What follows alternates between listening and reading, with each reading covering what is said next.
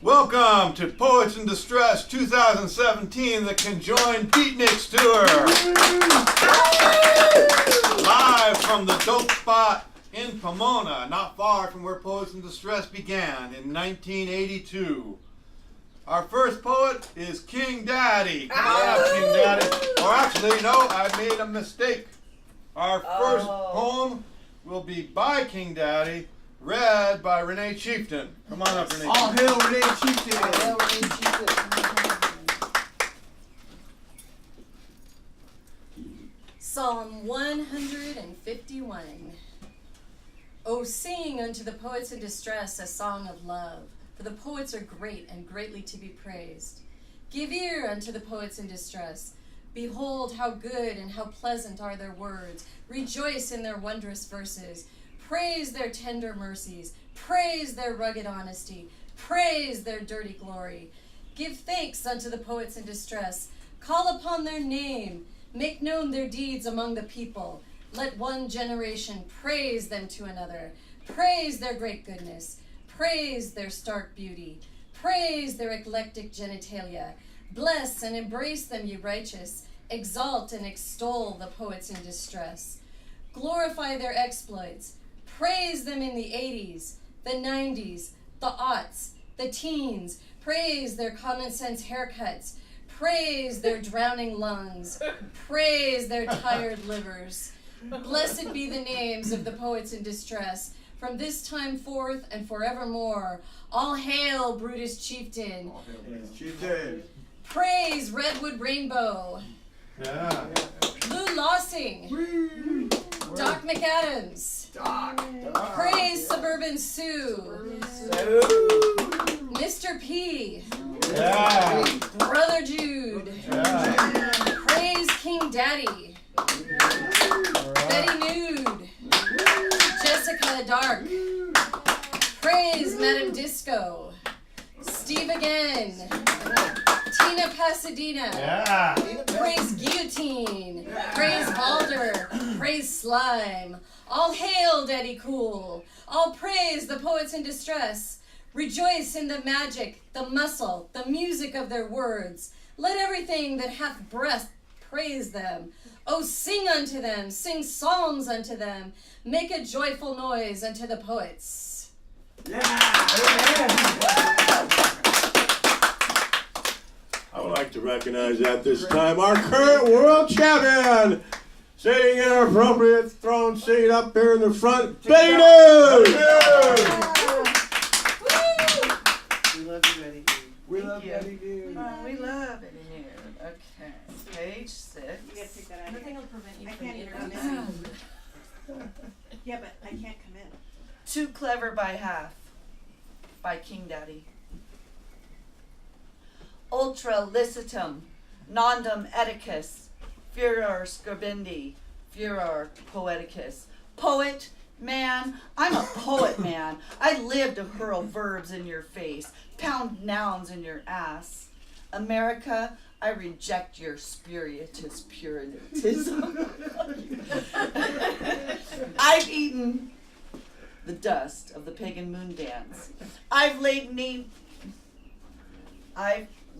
naked neath sea cliffs with Betty Nude. I've smelled the musk of Pan. I've been hazardously happy. I've taken some time to mend.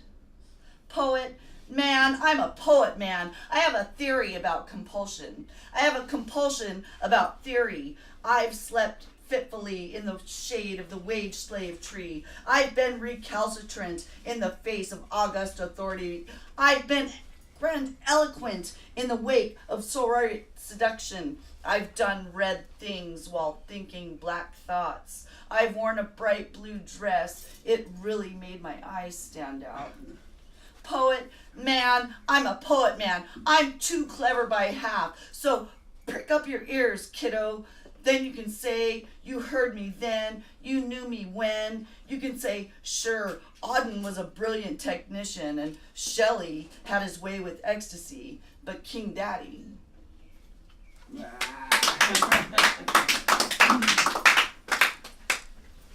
Spurious puritanism. All right. And now, we've heard two great poems by King Daddy. It's time to bring up... No.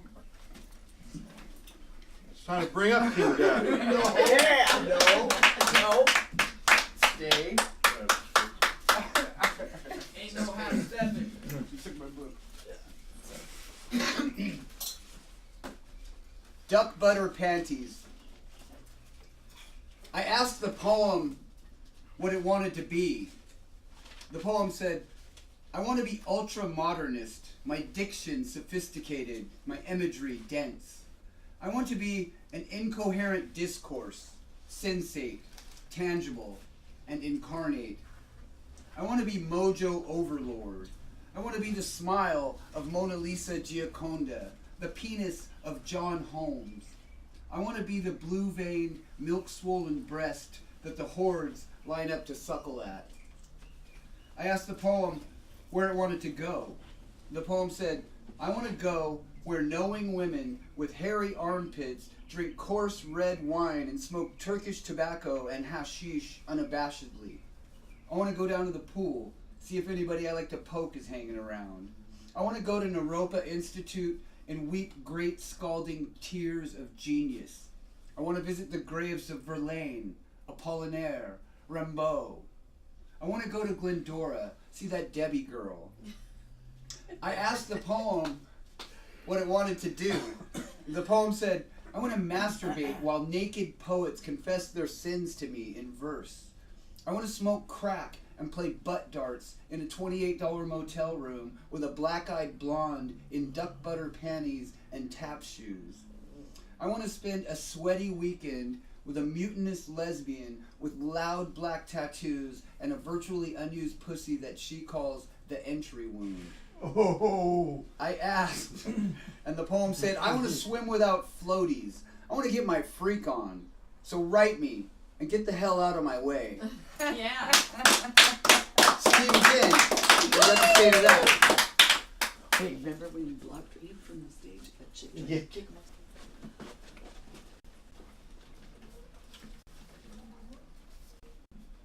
A horrible thing. The new poem was pissed off.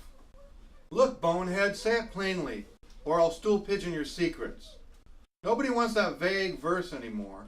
Let's give 'em something to remember. I'm telling the Elks you moisturize at midnight. I'm telling Methodists you fantasize sundress girls, that you're sneaking whiskey again. It's all out now, Brutus Burnout. The poem begins singing. You're a hogwash hack, hiding all your hokum dreams. You're a flim-flam faker, writing vague so no one sees. You can't be called a has-been, 'cause has-beens have to have been first. What's burning in the barbecue, Rene asks later. A horrible thing, I mutter, as the smoke blows away, clouding like regret. Thank you. And now, Mr. P. Woo!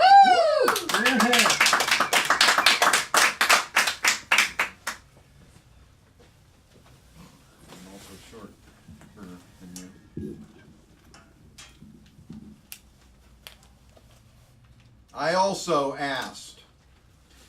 I asked the poem where it wanted to go, and it said, "Get me laid, goddammit, fuck this shit."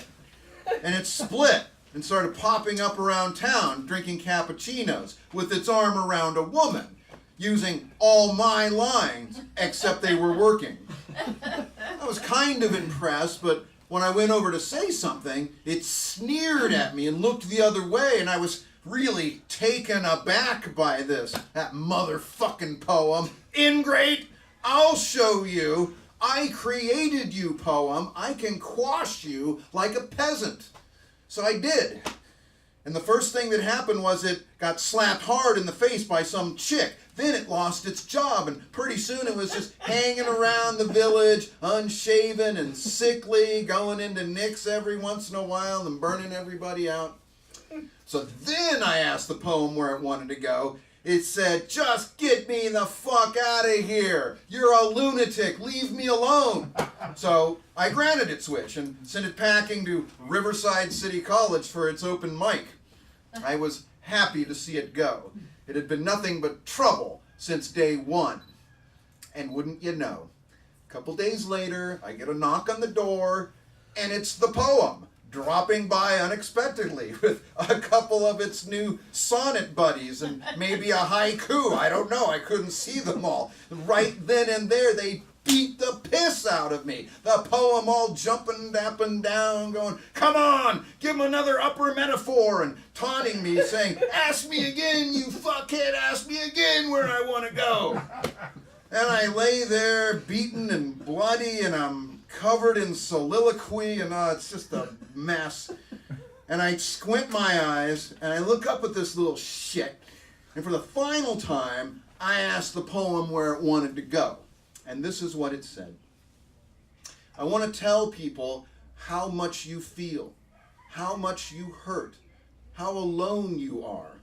I want to be the vehicle that transports you away from the restricting walls of life and the frustration and the desperation and the sense that so much has passed you by.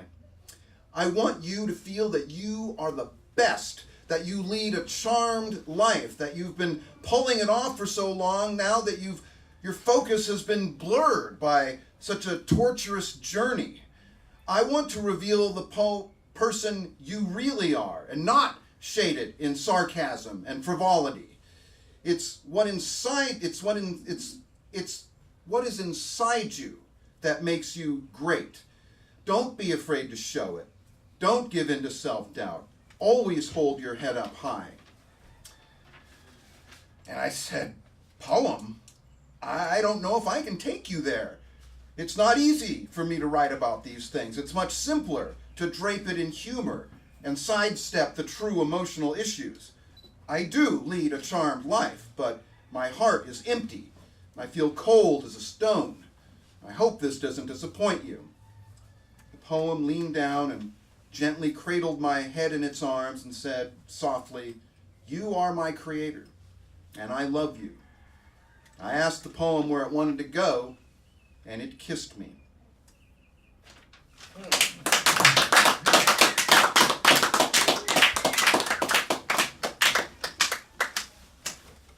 All right, thank you, Mr. P. And now, Brother Jude.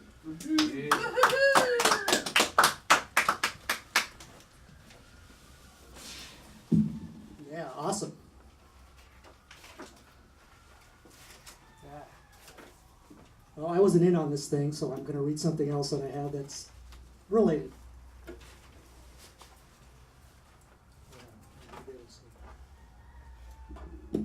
A literary ghost wanders the house, creaks barefoot on warped floorboards. A literary ghost poisoned with centuries, writes invisible ink, silent frustrations, incantations, conflagrations. When I find I can't sleep, I find I must creep, with ear pressed to the pantry door. When I find I can't sleep, I must seek a literary ghost, whose words drift cobwebs between bookshelves, whose questions conjure smoke from an open grave. Long lost pages blow open to expose a literary ghost. In a library of confusion, Gothic novels broken padlock, through thin air his saga escapes, warm from living lips, and hard anxiety footsteps echo, a literary ghost, who finds me half asleep, fills my head with notions, half-finished verses, windswept dreams just out of my reach, fingers that grasp, a fistful of vapor, a literary ghost, a muse in shadow, a mirrored twin brother, future corridors run liquid with neurosis, anxiety that lives past the grave, a literary ghost who charges the air, devours my pet words and splatters insomnia scribbled across corridors. Difficult to follow, pages of moonlight flip, shadows windows, down passageways torn, I clutch tight his exhumed volumes and recite them until daybreak finally smothers me.